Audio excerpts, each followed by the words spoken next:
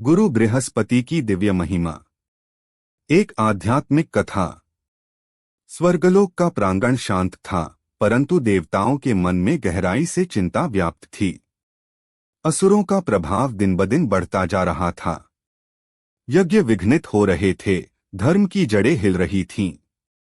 ऐसे में सभी देवता एक स्वर में बोले, हमें हमारे आचार्य दिव्य गुरु बृहस्पति जी के पास चलना चाहिए। गुरु बृहस्पति देवताओं के गुरु और ब्रह्मांडीय ज्ञान के स्रोत स्वर्णमंडित आकाश में स्थित अपने तपोवन में तप में लीन थे। पीतवर्ण वस्त्र, उज्ज्वल मुखमंडल और दीप्तिमान नेत्र, उनका तेज ऐसा था कि उनके पास आते ही अज्ञान के बादल छंटने लगे। एक हाथ में वेदों का ग्रंथ, दूसरे में जपमाला, उनके आसन के नीचे खिला था कमल का फूल और उनके पीछे झलक रही थी दिव्य लोकों की आभा।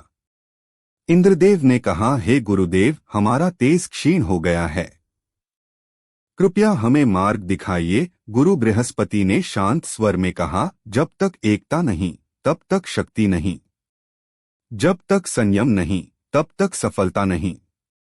यज्ञ तभी सफल होते हैं जब हृदय में समर्पण हो। फिर उन्होंने उच्चारित किया एक दिव्य मंत्र, बृहस्पते अतियद्यो अर्यो वृहद दीत्य वृषभो रणेभ्य विशासाहि प्रतरण दैव्यन सवितरण ज्योतिष्मतः परियत स्वर्धि।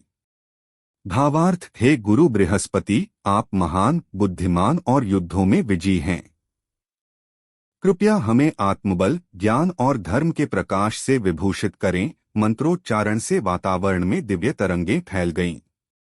देवताओं के मन में नई चेतना जागी।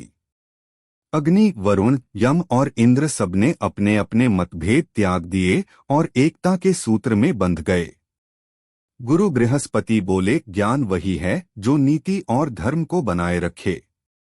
जब तक तुम्हारा आचरण पवित्र है तब तक तुम विजयी हो। इंद्रदेव ने उनके चरणों में झुककर कहा, हे गुरुदेव, आपने हमें फिर से धर्म मार्ग दिखाया, हम आपके ऋणी हैं। गुरु बृहस्पति ने आशीर्वाद दिया, सर्वे भवन्तु धर्मिष्ठा है, धर्मो रक्षति रक्षितः। जब धर्म की रक्षा की जाती है तब वही धर्म तुम्हारी रक्षा करता है। तभी आकाश से पुष्पवर्षा होने लगी। संगीत गूंज उठा और देवताओं के मुख पर प्रसन्नता लौट आई। उनके तेज में वृद्धि हुई और स्वर्ग में पुनः आनंद और संतुलन स्थापित हुआ। इस प्रकार गुरु बृहस्पति न केवल देवताओं के शिक्षक रहे, बल्कि ब्रह्मांड के आध्यात्मिक स्तंभ भी सिद्ध हुए। मंत्र, बृहस्पते नमः। ज्ञान देहि तेजो देहि धर्म रक्षस्व।